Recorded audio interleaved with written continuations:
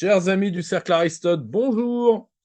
Aujourd'hui, un ouvrage que certains d'entre vous ont déjà vu passer, qui est l'ouvrage Bilan noir, l'Union européenne contre la France, et nous recevons un compagnon de route, un ami du Cercle Aristote, Jean-Louis Zambert. Jean-Louis Zambert, bonjour! Bonjour Pierre-Yves, comment allez-vous? Oh, ça va, dans cette fin de campagne. Alors, vous étiez déjà vous étiez déjà venu échanger avec nous sur Les Destructeurs, votre avant-dernier ouvrage que nous avions eu le plaisir de publier aux éditions Jean-Cyril Godefroy dans la collection du Cercle Aristote. Vous revenez dans la même collection sur ce bilan noir. Le, Quel angle vous avez pris sur l'Union européenne? Parce que, si- objectivement, euh, qu'est-ce qui n'a pas encore été écrit de la critique de Bruxelles? Alors voilà, pour bien comprendre ma démarche, Bilan Noir, c'est la deuxième partie de l'enquête que j'ai menée sur l'Union européenne. La première partie avec les destructeurs, c'est les hommes. Comment les hommes arrivent au pouvoir. J'ai pris le cas de la France, bien sûr, avec Emmanuel Macron. Comment cet homme est arrivé au pouvoir, quels sont les réseaux qui ont influencé, qui ont bordé son parcours jusqu'à l'Élysée, jusqu'au pouvoir suprême. Et puis, quel est l'objectif de ces hommes, avec notamment l'interview que j'avais faite de John Perkins, assassin économique, comme on les appelle, qui sont ces gens chargés pour des entreprises, des grandes sociétés des États-Unis, de mettre en difficulté des entreprises ou des États même, afin que les sociétés transnationales états-uniennes puissent se les approprier. Et après, il était nécessaire de faire un bilan parce qu'on voit comment les États-Unis sont en arrière-plan derrière la structuration de cette Union européenne, monnaie unique, organisation de l'Union européenne, Parlement européen. Tout ce qui se met en place depuis, c'est travaillé par les États-Unis depuis les années 1941, mais tout particulièrement de 45-60, avec les atlantistes qui sont en France, qui reprennent leur place quand ils l'ont quitté au sein de l'appareil d'État français. Donc, c'était de voir comment ces gens qui ont milité, qui ont agi, financés par Washington pour mettre en place un État européen supranational, quel était ce bilan après 32 années d'Union européenne? C'était un peu ça, parce qu'aujourd'hui, pour eux, ce n'est pas suffisant. La crise aux États-Unis est devenue très profonde et ils ont besoin d'enfermer complètement le versant ouest et central du continent européen afin d'assurer leur hégémonie en déclin dans un État supranational qu'ils ont déjà prévu depuis les années 50, mais où ils ont rencontré d'abord l'opposition du général de Gaulle et des gaullistes à l'époque. Et après, avec l'arrivée de Pompidou comme Premier ministre, l'élection de Pompidou comme Premier ministre, ça a été euh, l'entrée de force, je dirais, des atlantistes au sein de l'appareil d'État. Et petit à petit, ils ont gangréné, et je dirais que les Jean Monnet, les Schuman, les Pinet ont été remplacés dans le temps petit à petit par les Jacques Delors, les collaborateurs de premiers ministres de droite, de gauche, mais sur le fond, c'était la même politique. Et ce qui m'a intéressé, c'est que ce livre, qui est le deuxième, le bilan noir donc sur l'Union européenne, ouvre déjà le troisième que je vais publier au mois d'octobre, fin septembre, début octobre, sur l'État fédéral européen, c'est-à-dire le piège de Washington contre l'Europe. Comment les États-Unis, depuis 1950, s'emploient d'une part à stériliser la richesse de l'Europe de l'Ouest et de l'Europe centrale, avec la volonté d'essayer de déstabiliser et de s'emparer des richesses de la Russie. Avec, et ça va bien au-delà, bien sûr, puisqu'ils visent, y compris la République populaire de Chine. Je donnerai tout à l'heure un, un, un document qui vient du Parlement européen, qui a été adopté à Strasbourg, et qui montre, je veux dire, la volonté vraiment de passer outre même le résultat des élections. Quel que soit je vais vous le donner tout de suite, je vais vous en lire juste un extrait de deux lignes. C'est une recommandation du Parlement européen du 13 décembre 2023 au Conseil, à la Commission et au vice-président de la Commission chargé des affaires étrangères dans le cadre des relations entre les États-Unis et l'Europe et l'Union européenne. Voilà, par exemple, je cite un paragraphe, mais ça vaut, là, ça concerne l'Ukraine, mais ça vaut pour tout ce que contient cette feuille de route, en réalité, qui est la feuille de route de l'État supranational et qui touche aussi bien les aspects culturels, principalement financiers, économiques, les traités qu'ils ont voulu mettre en place, qui ont rencontré des obstacles. Il faut, il faut passer outre, il faut absolument les mettre en place. Et là, par exemple, je cite, de poursuivre la coopération essentielle entre l'Union européenne et les États-Unis quels que soient les résultats électoraux de part et d'autre de l'Atlantique. C'est écrit noir sur blanc dans ce document qui a été voté par le Parlement européen par 485 députés sur 705, 77 contre et 70 abstentions. 13 décembre 2023, Parlement européen réuni à Strasbourg. Donc ça montre bien, ces textes, que déjà aujourd'hui, il leur faut aller plus loin, quels que soient les résultats des élections. Bon, on a déjà vu, comme vous le savez, par le passé, ils n'ont pas hésité à remettre en cause les résultats des référendats quand ceux-ci leur étaient défavorables, à faire revoter après des campagnes de communication de millions de dollars ou d'euros, faire revoter les peuples pour obtenir un vote en faveur des propositions qu'ils faisaient.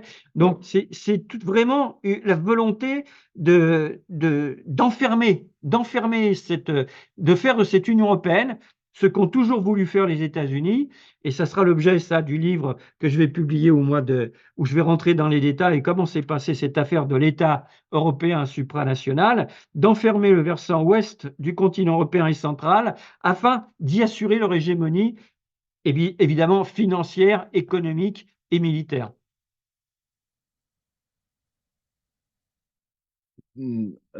À vous entendre, l'UE est le versant européen et l'équivalent pour les relations transatlantiques de ce qu'est la doctrine Monroe Oui, c'est ça. pour les relations avec l'Amérique du Sud. Oui, exactement. Du reste, ils ne s'en cachent pas. Rappelez-vous la propagande qu'ils avaient mis en place entre les années 50-60, où leur relais en France et en Europe, mais c'est principalement en France, parce que pour eux, l'essentiel, c'est bien évidemment la France, parce qu'ils ne peuvent pas imaginer, il est évident que si la France se retire de l'Union européenne, quand elle se retirera, l'Union européenne n'aura plus d'existence. Je veux dire, la France, c'est le pays qui tient l'Union européenne à bout de bras. C'est le pays par C'est la lequel, vache à lait, oui, ça c'est certain. voilà, exactement, qui donne beaucoup pour l'Union européenne et qui reçoit peu. Elle reçoit beaucoup de directives. Mais rappelez-vous leur slogan de l'époque, les États-Unis d'Europe. Faire les États-Unis d'Europe. Je veux dire, je trouve qu'à lui seul, ce slogan résume parfaitement leur intention.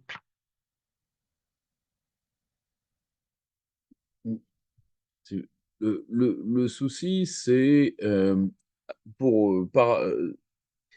les le- les différents États européens. Là, je me fais l'avocat du diable, mais c'est ce que j'ai vu, moi, quand j'y étais en poste, hein. Euh, Moi, j'ai beaucoup vu de Français s'illusionner sur la volonté d'autonomie stratégique des États européens. Parce que, vous savez, dans les grandes lignes, il y a quatre rapports à l'UE. Allez, cinq. Il y a cinq rapports à l'UE par groupe de pays. Vous avez les partisans euh, on va faire quelque chose ensemble. Bon, ça, c'est quasiment uniquement les Français aujourd'hui, tout seuls, sans vis-à-vis aucun. Vous avez ceux qui disent l'Europe va nous permettre de traire le contribuable français, hongrois, bulgares, tous ces peuples-là. Vous avez ceux qui disent l'Europe va nous permettre de nous venger de l'histoire. Les Polonais, on va se venger des Russes. Les Allemands, on va se venger de la défaite du Reich. Vous avez ceux qui disent on va faire du commerce et tant que ça nous rapportera, on sera là. Les Hollandais. Et vous avez pourrait rajouter les Danois, par exemple. Vous avez également ceux qui disent l'UE nous permet d'effacer notre pays parce que nous n'arrivons plus à exister en tant que peuple, ou nous avons de trop mauvais souvenirs. Un peu les Grecs, un peu. Les Espagnols, énormément, parce que pour eux, l'UE, c'est le moyen, ce qui est drôle d'ailleurs, hein, parce que l'UE ayant créé, ou recréé, ou en tout cas nourri les séparatismes anti-espagnols, ils arrivent à la même chose qu'ils ont voulu fuir, qui est le souvenir obsédant de la guerre civile. Mais bon, un peu les Italiens, étonnamment, alors que bon, le XXe siècle ne les a pas traumatisés, mais il y a une forme de légèreté à oublier l'Italie. Et, et au milieu, il y a les Français, tout seuls, qui pensent que les gens vont vouloir un jour, si vous voulez, c'est toujours assez touchant de voir les hauts fonctionnaires français à Bruxelles parce que et si tous les peintres en bâtiment du monde voulaient bien se donner le pinceau. Or, est-ce que, objectivement, est-ce que finalement, comme en réalité l'Europe, enfin, ça intéresse de moins en moins de gens parce que il y a quand même encore dans les jeunes générations, il y a des gens qui sont quand même très attachés à leur pays maintenant, ce qui n'a pas toujours été le cas. Est-ce Mmh. qu'objectivement, la seule Europe possible, c'est pas celle qui existe là, c'est-à-dire avec le fédérateur extérieur? Ouais, c'est-à-dire que le fédérateur extérieur, il fait sacré dégâts quand même. Si on entend par fédérateur les États-Unis, et qu'on fait le bilan, de ces 74 années de supranationalité, je parle des années 1950, avant même que l'Union européenne existe sous sa forme actuelle, avec le traité de Maastricht de 1992, quand on part, si on part, on part même de 1979, quand les députés européens sont élus au suffrage universel, ou qu'on parle de 1992 et qu'on fait aujourd'hui le bilan de cette Union européenne, je veux dire, c'est un bilan catastrophique dans tous les domaines. C'est vraiment la France, les États ont été dépossédés complètement de leurs richesses, alors que le continent européen est, comme vous le savez, un continent remarquablement riche par la variété de ses peuples, par la variété de ses cultures, euh, par la variété de ses combats, de ses inventions. Je veux dire, que serait à la limite, que serait, peut-on dire, l'industrie automobile aux États-Unis sans copier les véhicules qui ont été mis ou les inventions qui ont été mises au point en Europe ou au Japon. Et c'est pareil dans d'autres domaines. Ce qui est catastrophique, c'est de voir que justement ces pays qui sont si riches se laissent spolier, mais complètement de leur richesse culturelle, euh, au profit d'un néant, d'une standardisation, d'une anonymisation des sociétés, où tous les jours on leur apprend à vivre avec les normes des États-Unis, que ce soit pour parler, communiquer, reprendre un billet de train, manger, s'habiller, l'art, où on voit vraiment, avec le wokisme, toutes les dérives que l'on peut voir, je veux dire, mais où l'on voit cette culture française, on se pose la question, mais que reste-t-il de notre culture? Que reste-t-il de nos richesses? Que reste-t-il de nos entreprises quand on voit que la France est en train de devenir l'un des pays les plus désindustrialisés de l'Union européenne? Je veux dire, c'est catastrophique. Ce pays qui était si riche, avec ce passé de siècles de constructeurs, même dans le cadre du capitalisme des années 1800, 1900 et par la suite, on voit bien que cet État fédérateur que sont les États-Unis, qui veulent cet État européen supranational, se servent de l'Europe pour la neutraliser, pour la réduire au silence, pour la bâillonner, pour l'empêcher d'exister, parce qu'ils ont peur d'une chose, par-delà tout ce qui peut se faire, ce qui obsède le pouvoir, tout au moins les partisans les impérialistes, le milieu politique impérialiste à Washington, c'est d'empêcher par tous les moyens empêcher que l'Europe existe, empêcher que l'Europe se parle de la mer d'Irlande au détroit de Bering. Parce qu'ils savent qu'à partir du moment, si jamais la France sort de l'Union européenne, que cette Union européenne part en déliquescence, que les Français se mettent avec d'autres États, d'autres pays, d'autres peuples, à tisser des coopérations et des relations qui soient mutuellement avantageuses, comme ça se fait, comme cela se fait aujourd'hui avec d'autres difficultés, mais de manière remarquable quand on voit les cultures tellement différentes qui se retrouvent au travers de projets communs au sein de l'Organisation de la coopération de Shanghai ou des BRICS ou d'autres, même de l'Union économique eurasiatique. Je veux dire, c'est des peuples avec des cultures très différentes mais qui agissent sur des projets communs, où les parlements sont souverains, où il n'y a pas de monnaie unique, où il n'y a pas cette bureaucratie hyper centralisée à une époque où tout communique en réseau.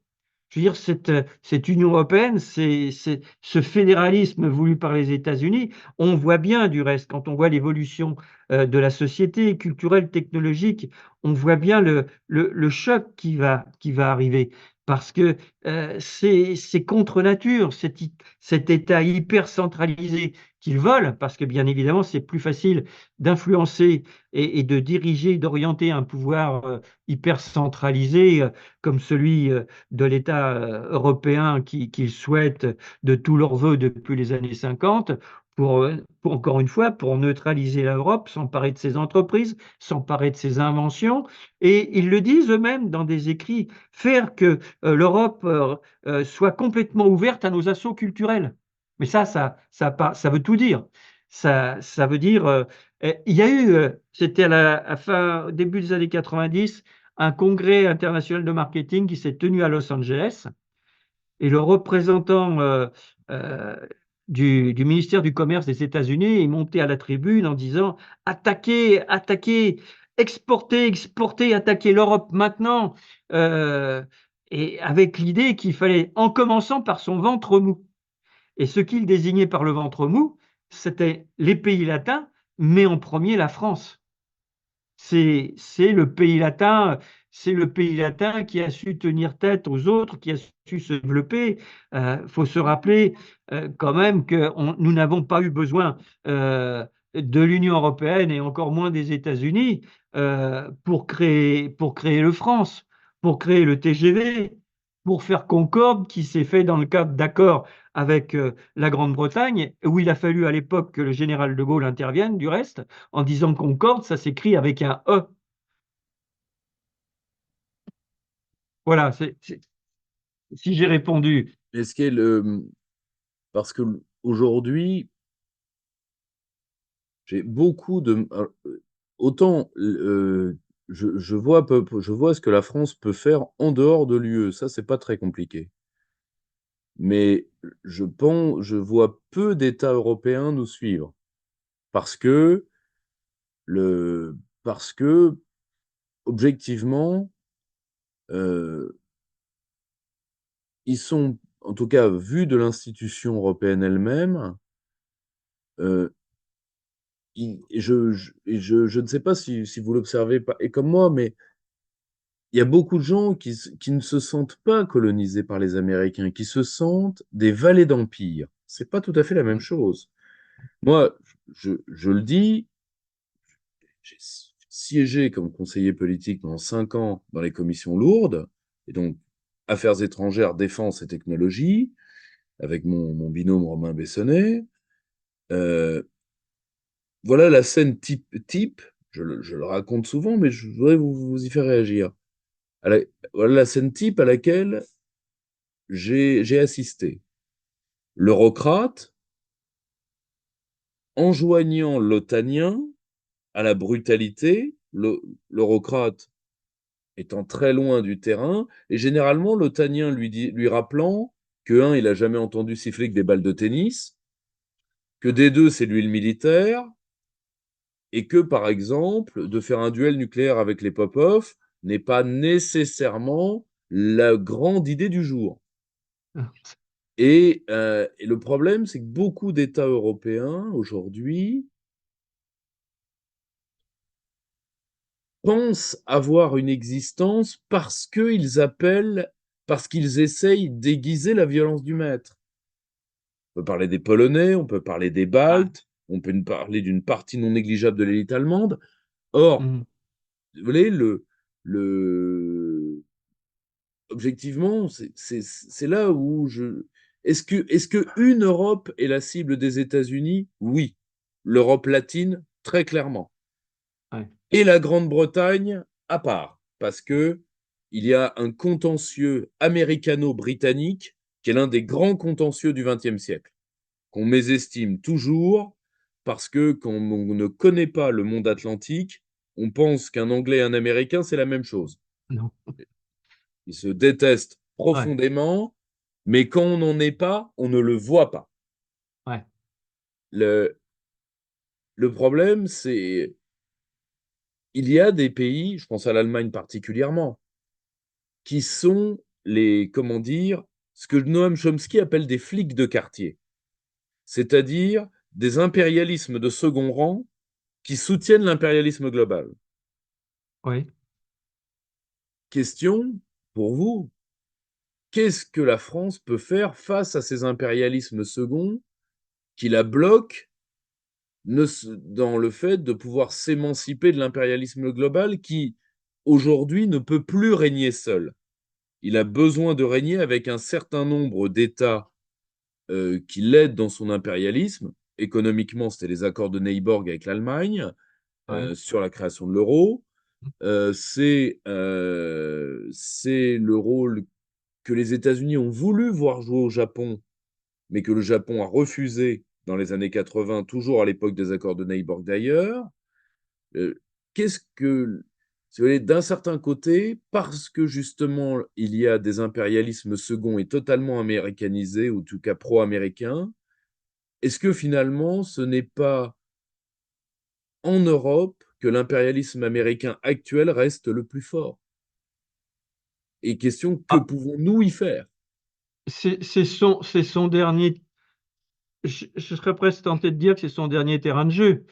Parce qu'ils ont de telles difficultés au sein de la société. Aujourd'hui, vous le savez, je veux dire, l'État aux États-Unis, c'est un État en dépôt de bilan. Toutes les richesses des États-Unis se trouvent en offshore, ont été détournées en offshore, et c'est sans arrêt des discussions entre démocrates et républicains pour élever le plafond de la dette, de manière à pouvoir continuer de payer les fonctionnaires, parce qu'ils en sont là maintenant.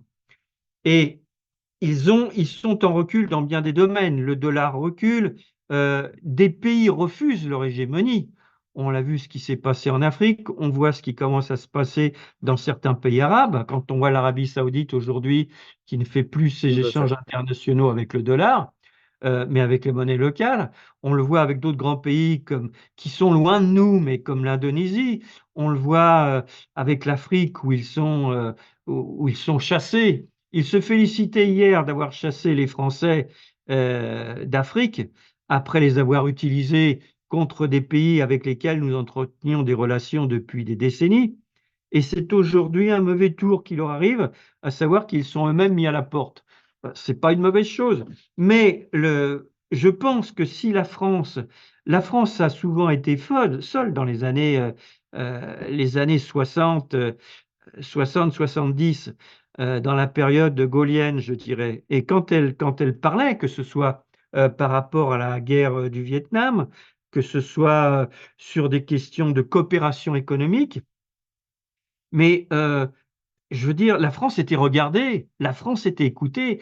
Une France qui se libérait de l'Union européenne et qui retrouverait sa parole, qui retrouverait la maîtrise de ses actes en matière de diplomatie, de politique financière, économique, militaire, de souveraineté intégrale, si on peut appeler ça comme ça serait une France qui servirait d'exemple à d'autres peuples. Et je suis persuadé qu'à partir du moment où de nouvelles relations s'établiraient, par exemple, entre la France et la Fédération de Russie, qui est devenue depuis la fin 2023 la première puissance économique du continent européen, mais ça pourrait créer des liens, des choses. provoquer un élan qui serait formidable. La question, l'obstacle, la question qui nous est posée avec force aujourd'hui, c'est la question de la réalisation du Frexit. C'est-à-dire, c'est pas seulement sortir de l'Union européenne, c'est comment en sortir et comment protéger ce Frexit pour prolonger la question que vous me posiez, c'est-à-dire prendre des mesures pour empêcher tout mauvais coup qui serait fait contre la France souveraine. Parce qu'il est bien évident que les grandes puissances financières anglo-saxonnes ne vont pas laisser la France partir comme ça. Vous savez comme moi toutes les manœuvres auxquelles ils se sont livrés contre la Grande-Bretagne Bien sûr. quand les Anglais ont décidé de sortir de l'Union européenne. 2016, ça a duré près de 4 ans. Ils n'ont pas hésité à engager des millions de dollars dans des campagnes, le président pour faire essayer de faire revoter les Anglais. Le président Obama, rappelez-vous son discours en Angleterre sur le thème si vous quittez l'Union européenne, ça sera catastrophique pour vous, nos Il, relations, il- etc. il était venu menacer les Anglais chez eux, ce qui était, Oui, vous voulez, et le pire, on le sait depuis par la presse anglaise, euh, à la demande enfin, sous le signal d'alarme de David Cameron, exactement. parce que Cameron commence à se rendre compte que c'est assez typique du caractère de Cameron d'ailleurs, parce qu'il s'est engagé dans le référendum parce qu'il pensait qu'il allait pouvoir le gagner. Et puis le problème, c'est qu'il n'avait pas vu le dossier. Mais ça, quand on connaît David Cameron, c'est quelque chose de. C'est quelqu'un qui ne fait que des coups déjà joués. Ouais, Et en réalité, il s'est pris les pieds dans le tapis. Il s'est pris totalement les pieds dans le tapis parce que c'est quelqu'un qui connaît peu l'électorat conservateur, en fait. Et c'est un fils d'eux, de fils d'eux, de fils d'eux, ah ouais, David ouais, Cameron. Hein. C'est ouais, ouais. et c'est ce qu'on appelait du temps du sarkozysme la promotion EHPAD. Et papa a dit. Or, Ouais, ouais. ça fait pas les dirigeants les meilleurs. Et en réalité, le, se rendant compte que il a fait une bêtise, mais parce qu'il pensait que c'était gagnable, parce que lui, il avait l'épée du Parti conservateur dans les reins, Mhm. et le Parti conservateur avait l'épée de Nigel Farage dans les reins. Parce que, surtout que la Grande-Bretagne n'obtenait rien de l'intransigeance allemande, c'est-à-dire qu'il fallait prendre les flux migratoires, les machins. C'est à la fin, Cameron est humilié par Merkel et finit par dire bon, je vais faire le référendum, mais comme on va le gagner, tout va bien aller. Bon, paf, raté. Et surtout, le fédérateur extérieur se calme parce que arrive pour la première fois depuis Richard Nixon un président des États-Unis qui est indifférent largement à la survie de l'Union européenne et un homme qui pourrait d'ailleurs revenir assez prochainement.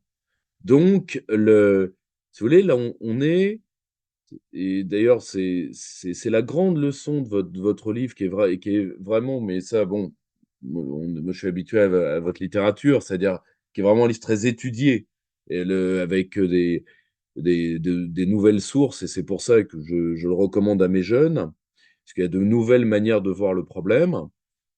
Euh, si vous voulez, le- l'un des problèmes enfin, l'un des points qui va se poser à nous, et vous avez tout à fait raison, c'est nous pourrions avoir pendant quelques années une Amérique qui regarderait le Frexit différemment. Parce que c'est la même qui a regardé le Brexit différemment. Le, pour une raison qui est très simple, qui n'a rien à voir avec la francophilie. Hein. Ah non, non, non. Euh, Donald Trump pense que les Européens, que la structure européenne a fait dégénérer les peuples européens. Sur ce point, il n'a pas tout à fait tort. Je ne suis pas certain qu'il évalue le degré de responsabilité de son propre pays dans l'état de fait. Mais par contre, je pense qu'il y a une chose qu'il a bien évaluée, c'est que l'Amérique, si tous les États européens s'effondrent anthropologiquement, l'Amérique sera seule. Ouais. Et seule dans une guerre contre le monde qu'elle ne peut pas gagner. Donc, il n'est pas non plus complètement stupide. Je pense que ce n'est pas par affection qu'il a qu'il ait accepté de restructurer le partenariat avec la Grande-Bretagne. Ce n'est pas par affection qu'il a dit à Macron, si tu veux, on fait un accord. C'est pas du tout ça. Moi, je pense qu'il y voit, Trump n'est pas un impérialiste au sens premier. C'est un impérialiste de voisinage. Il à renoncera l'opposé pas à du la mien. doctrine Monroe, etc. Mais par contre, c'est quelqu'un qui pense que l'impérialisme américain est en train de tuer l'Amérique. Et, et donc, d'un certain côté, il lâche l'Empire comme De Gaulle a lâché l'Algérie, vous voyez. Oui. Moi, je le vois vraiment comme ça. C'est-à-dire que il fait pas ça de gaieté de cœur. Je pense qu'il se rend compte que ça coûte trop cher. Et je pense que si ce n'était pas ça, on lui aurait pas fait ce qu'on lui a fait. Parce qu'ils l'ont pas loupé. Faut être objectif. Donc voilà, là où il y a une, là où il y a une forte présence de la question sociale dans votre livre, et qui est là encore très étudiée, ce sera ma dernière question, est-ce que vous, et je suis tout à fait d'accord que c'est l'aspect stratégique du Frexit, mais est-ce que vous pensez est-ce que vous pensez qu'on peut effacer les traces de 70 ans de supranationalité, le mal que ça nous a fait? Ah, j'en suis intimement persuadé. Parce que nous avons dans notre pays, comme dans la plupart des pays européens, des atouts culturels, technologiques, de pensée, euh, qui sont complètement stérilisés actuellement et qui ont besoin de se libérer du carcan, ce carcan culturel qui leur est imposé au compte-gouttes quotidiennement et qui leur fait perdre qui tend effectivement, comme vous le dites fort justement, à faire oublier ces richesses sur lesquelles nous sommes assis sans nous en servir. Et c'est pour ça que je pense qu'il est parfaitement, je dirais, anormal face à la situation qui est aujourd'hui celle devant laquelle nous nous trouvons, que les partisans du Frexit, quels qu'ils soient, n'arrivent pas à se mettre autour d'une table et à se réunir tout en gardant chacun leur originalité, bien sûr. Et ce qui fait la richesse de ce mouvement, c'est la diversité des mouvements qui y sont. Mais je veux dire, de faire une proposition sur une plateforme commune qui permettrait au peuple français et au peuple en général d'y voir plus clair. Qu'est-ce que l'on fait pour se libérer? Qu'est-ce que l'on fait pour nous retrouver, nous? Et comment le fait-on? Mais je veux dire, ce sont des choses tellement élémentaires, tellement essentielles face aux dangers qui menacent de cet État européen supranational, dont la feuille de route est déjà prête pour l'après 9 juin, euh, que quelque part, mais vous savez, Pierre-Yves, quels que soient les résultats des élections, je pense que tout ce qui va suivre obligera ces gens-là à se parler. Je l'espère. Ah, mais Parce que, je l'espère également. Nous avons avec quelques amis, moi je vais pas me cacher derrière mon petit doigt, hein, je suis engagé sur la liste de Florian et je l'ai choisi parce qu'il a été celui qui a été le plus ouvert en négociation avec les autres. C'est pour ça que je suis là. hmm, C'est, quelqu'un aurait été plus conciliant que lui, j'aurais été sur une autre liste. Mais j'ai voulu récompenser l'homme qui a tendu la main et qui souvent d'ailleurs s'est fait cracher dans la main. Parce que ça, j'y ai ouais, assisté et je ne suis pas le ouais. seul. Donc le le problème, c'est qu'à un moment, de toute façon, l'acier est forgé avec le feu et de toutes les manières, ceux qui ne voudront jamais de l'union de la résistance la prendront contre eux.